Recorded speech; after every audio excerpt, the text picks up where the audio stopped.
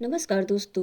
आज के इस वीडियो में जिन करंट अफेयर्स के टॉपिक्स को कवर किया गया है वे हैं ब्रिक्स 2026 की अध्यक्षता, भारत बनेगा मेज़बान, जर्मन चांसलर की भारत की आधिकारिक यात्रा और समझौते, ऑपरेशन गैंगबस्ट, रक्षा क्षेत्र में उपलब्धि, आर्थिक क्षेत्र विवरण, वीमर ट्रायंगल बैठक पेरिस फ्रांस में, पर्यावरण क्षेत्र घटनाक्रम, पुरस्कार, महत्वपूर्ण दिवस, मेघालय उच्च न्यायालय में बनी पहली महिला मुख्य न्यायाधीश। दोस्तों शुरू करते हैं आज का यह वीडियो। पहला टॉपिक है ब्रिक्स 2026 की अध्यक्षता, जिसकी मेज़बानी भारत कर रहा है। इसके लिए एस जयशंकर विदेश मंत्री ने भारत की ब्रिक्स 2026 की अध्यक्षता हेतु आधिकारिक वेबसाइट और लोगों का शुभारंभ किया। थीम इसकी रहेगी लचीलेपन, नवाचार, सहयोग और स्थिरता के लिए निर्माण। नेक्स्ट है जर्मन चांसलर फ्रेडरिक मर्ज 12 से 13 जनवरी 2026 भारत में एक आधिकारिक यात्रा पर रहे। इस दौरान जर्मनी भारत की द्विपक्षीय वार्ता के तहत कुछ समझौते हुए, जैसे गुजरात में हरित ऊर्जा और रक्षा बल में समझौता। जर्मन चांसलर ने भारतीय नागरिकों को सुविधा दी, जिसके तहत जर्मनी के हवाई अड्डों से ट्रांजिट अर्थात दूसरे देश जाने के लिए भारतीय पासपोर्ट धारकों को ट्रांजिट वीजा की आवश्यकता नहीं होगी। समुद्री रक्षा सहयोग, जिसमें हिंद महासागर क्षेत्र में सुरक्षा को लेकर भारत और जर्मनी के बीच मध्य गहन चर्चा हुई। अगला है ऑपरेशन गैंगबस्ट। दिल्ली, उत्तर प्रदेश, हिमाचल, राजस्थान, हरियाणा और पंजाब की पुलिस ने 48 घंटे का अपराधियों पर बड़ा अभियान ऑपरेशन गैंगबस्ट शुरू किया, जिसके तहत 854 से अधिक अपराधियों को पकड़ा गया और सैकड़ों अवैध हथियार, असलाहा, नकदी आदि जब्त किए गए। अगला है रक्षा क्षेत्र में उपलब्धि। रूस ने कहा है कि वायु रक्षा प्रणाली S-400 की चौथी स्क्वाड्रन मई 2026 तक भारत को उपलब्ध करा देगा। साथ ही 5वीं और अंतिम यूनिट 2027 तक आने की उम्मीद जताई है। यह भारत के एयर डिफेंस सिस्टम को अधिक मजबूत करेगी।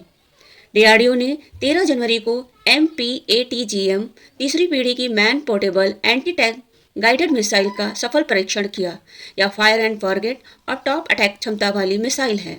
यह भारतीय सेना की क्षमताओं को बढ़ाने में सहायक होगी। अगला है आर्थिक क्षेत्र विवरण।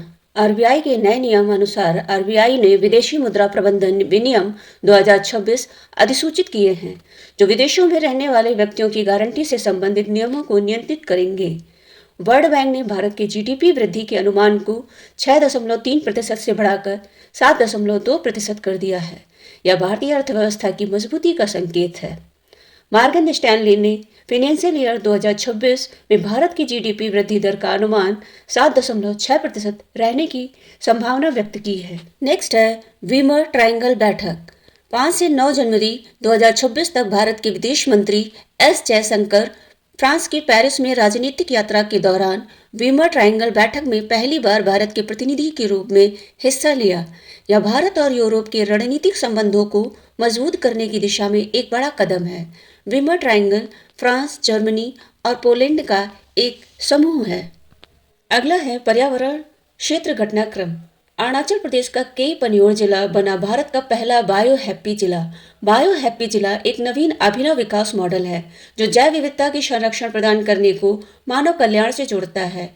बायो हैप्पीनेस की परिकल्पना प्रसिद्ध कृषि वैज्ञानिक MS स्वामीनाथन ने प्रस्तुत की थी। 13 जनवरी को वर्ल्ड इकोनॉमिक फोरम की वार्षिक बैठक स्विट्जरलैंड के दावोस में प्रारंभ हुई। वैश्विक आर्थिक नीति, AI गवर्नेंस, जलवायु परिवर्तन चर्चा का मुख्य विषय बना। अगला है पुरस्कार। गोवा के प्रसिद्ध उद्योगपति श्रीनिवास डैम्पो को उनके सांस्कृतिक संबंधों और द्विपक्षीय व्यापार में योगदान हेतु इटली सरकार ने अपने प्रतिष्ठित नागरिक पुरस्कार से सम्मानित किया है। स्वाति शांता कुमार, जो भारतीय सेना के अधिकारी हैं, उनको उत्कृष्ट सेवाओं हेतु संयुक्त राष्ट्र द्वारा सम्मानित किया गया है। अगला है महत्वपूर्ण दिवस। 10 जनवरी विश्व हिंदी दिवस, 11 जनवरी national human trafficking awareness day, 12 जनवरी राष्ट्रीय युवा दिवस के रूप में मनाया गया। नेक्स्ट, मेघालय की पहली महिला मुख्य न्यायाधीश के रूप में न्यायमूर्ति रेवती मोहिती डेरे ने शपथ ली। तो दोस्तों, कैसा लगा आपको यह वीडियो? अगर पसंद आया है तो प्लीज़ लाइक एंड सब्सक्राइब करें और देखते रहिए इसी तरह के आगे आने वाले वीडियो को। धन्यवाद।